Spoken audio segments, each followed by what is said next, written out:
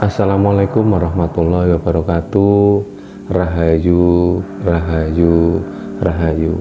Halo sahabat, bertemu kembali bersama saya Dio Meri, yaitu sebuah channel yang bercerita tentang misteri. Terima kasih buat sahabat yang sudah subscribe, dan bagi yang baru bergabung silahkan subscribe dan tekan tombol loncengnya. Kali ini saya akan bercerita tentang tukang becak yang dia berpenghasilan rame sekali atau berpenghasilan banyak setelah becaknya ditumpangi oleh makhluk halus. Bagaimana keseruan ceritanya? Ayo kita simak video ini dari awal sampai akhir.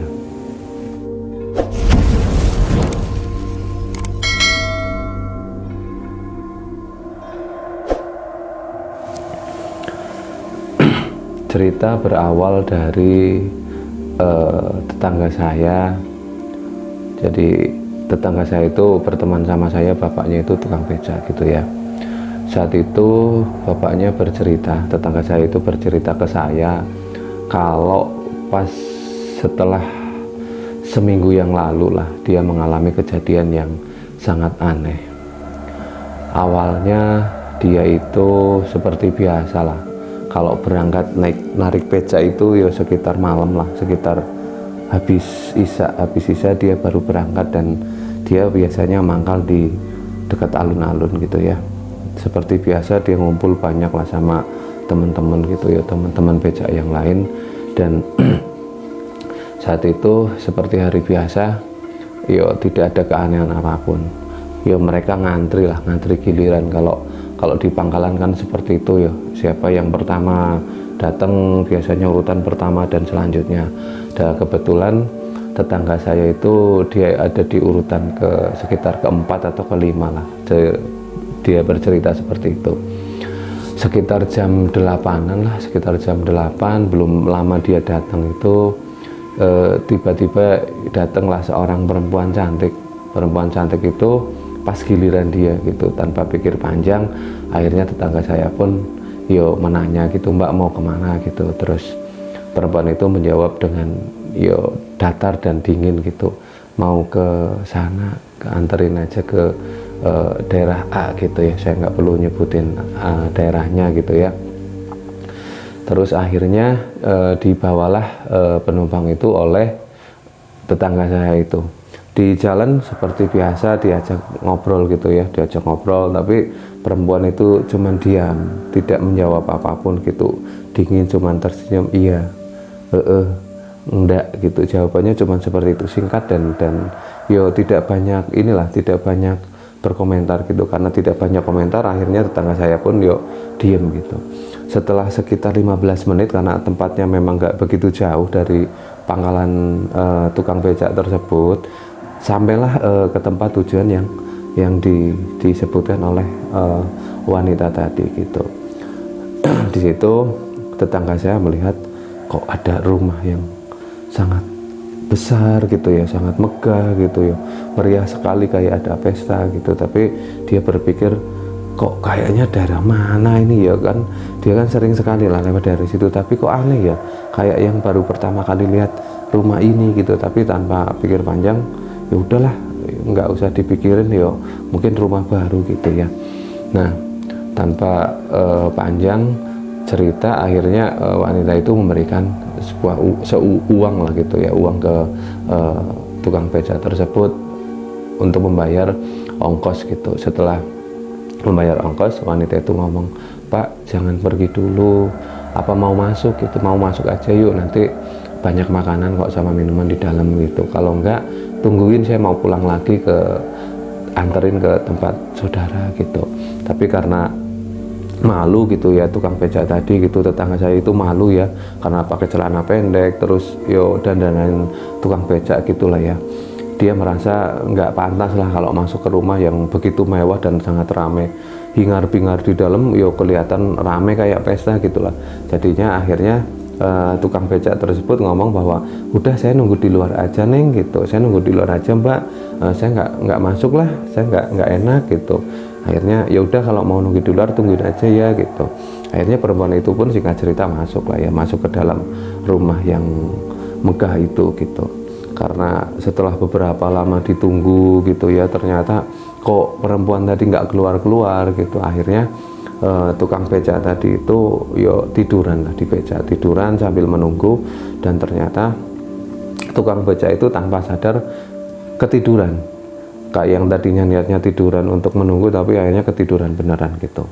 Dan sadar-sadar setelah sudah pagi gitu, ternyata sudah sekitar jam 6 lah, udah terang gitu, dan dia kaget sekali gitu. Ternyata di saat dia bangun, rumah yang semalam ada di hadapan dia yang begitu megahnya itu nggak ada gitu, dan di hadapan dia ternyata posisi becaknya udah di tengah-tengah di dalam kuburan gitu. Jadi dia kaget sekali gitu, wah ternyata kuburan gitu, pantesan saja saya nggak mengenali rumah itu, padahal kan saya sering lewat daerah sini hampir tiap hari lah gitu ya. Tapi karena ya takut, karena ya kaget gitu, akhirnya dia mendorong becaknya sampai ke jalan gitu, sampai ke pinggir terus ke jalan, dan akhirnya dia pulanglah ke rumah gitu.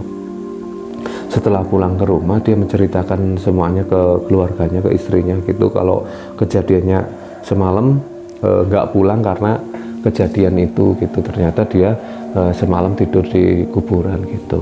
Dan istrinya menanyakan, lo dibayar nggak gitu? Dibayar gitu. Dan si tukang beca itu merokok kantongnya lah ya, merokok sakunya gitu.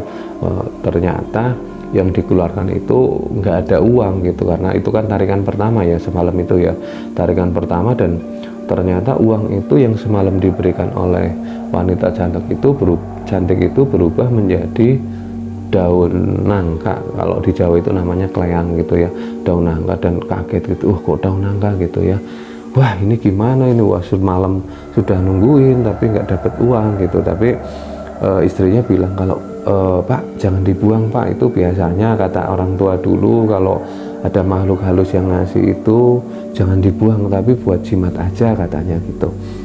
Sesuai saran istrinya, akhirnya bapak itu tidak membuangnya dan menyimpannya. Terus malam harinya seperti biasa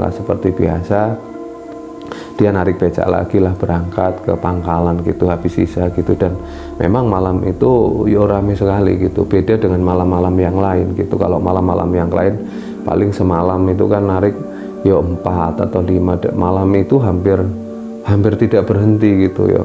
Dari situ narik, pulangnya habis narik ke Pangkalan ada lagi gitu, terus kayak gitu. Bahkan ya dia sampai kelelahan gitu, sebelum pagi dia udahlah mau pulang Gasik gitu. Kenapa gitu, nggak tahu malam ini kok rame banget gitu, bahkan melebihi hari-hari kalau pas lebaran gitu. Akhirnya ya belum sampai pagi dia udah pulang gitu, dan dia sampai rumah bercerita sama istrinya juga gitu, mak bener mak kalau Bu bener kalau yang ibu bilang kata orang tua dulu, kalau misalnya seperti itu rezekinya luar biasa. Akhirnya singkat cerita, setelah beberapa hari rame gitu ya, teman-teman juga pada heran, kok kamu rame sekali, kenapa gitu. Dia tidak menceritakan kejadian yang kemarin malam dia alami, tapi dia tetap mungkin dari yang di atas gitu. Pas setelah satu minggunya tiba-tiba wanita cantik yang seminggu yang lalu naik beca itu datang lagi gitu, dan dia tersenyum gitu, Pak anterin Pak gitu.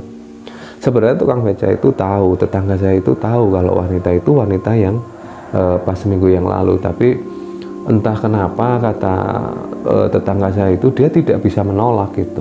Dia seperti kayak terhipnotis gitu. Akhirnya dia juga nganterin lagi gitu, dan wanita itu bilang kalau Pak tempat biasa ya Pak. Iya gitu. Nah sampainya di tempat biasa, seperti biasa wanita itu menawarkan kembali gitu, Pak mau mampir Pak, masuk? Enggak makasih gitu. Dan pada saat itu wanita itu sambil tersenyum ngasih uang lagi gitu ya sebagai ongkos gitu. Setelah itu karena sudah tahu di tempat itu memang bukan rumah yang megah seperti yang dilihat pada waktu seminggu yang lalu dan malam itu, makanya tetangga saya langsung pulang, dalam artian pulang langsung kembali lagi ke Pangkalan gitu. Dan di saat di Pangkalan dia baru bercerita kalau ke teman-temannya kalau seminggu yang lalu telah terjadi kejadian dia membawa wanita cantik, dan malam ini ternyata wanita itu balik lagi gitu, dan dia menceritakan semuanya lah gitu. Tapi akhirnya teman-teman, oh pantesan ya setelah seminggu ini kamu rame. Nah terus tadi bayarnya apa? Ternyata bayaran dari wanita tadi pun bentuknya yo sama masih daun gitu, seperti pas bayaran pertama gitu ya. Jadi malam itu juga daunnya juga ditunjukin ini loh gitu. Akhirnya teman-teman pun yo akhirnya mengambil kesimpulan, yo nggak apa-apalah kalau misalnya memang jadi rezekinya bagus, jadi rame, saya juga mau gitu. Ada yang bilang seperti itu. Akhirnya terjadilah sebuah percakapan rame lah di situ gitu ya. Dan ini cerita yang diceritakan oleh tetangga saya ke saya gitu ya, pas saya lagi main ke tempat anaknya gitu kan, anaknya teman saya. Mungkin ceritanya hanya sampai situ. Mungkin ada hikmah yang bisa diambil oleh sahabat-sahabat semua. Jadi kalau misalnya ada sahabat yang menemui seperti itu, entah itu Grab, entah itu ojek, entah itu apalah gitu yang bentuknya seperti itu, nggak perlu takut lah, nggak perlu panik. Tapi seperti cerita yang sempat tadi saya ceritakan gitu ya. Mudah-mudahan ada manfaatnya. Di sini saya hanya bercerita, kurang lebihnya saya minta maaf. Saya akhiri, wabillahi taufiq wal hidayah. Assalamualaikum warahmatullahi wabarakatuh. Rahayu, rahayu, rahayu.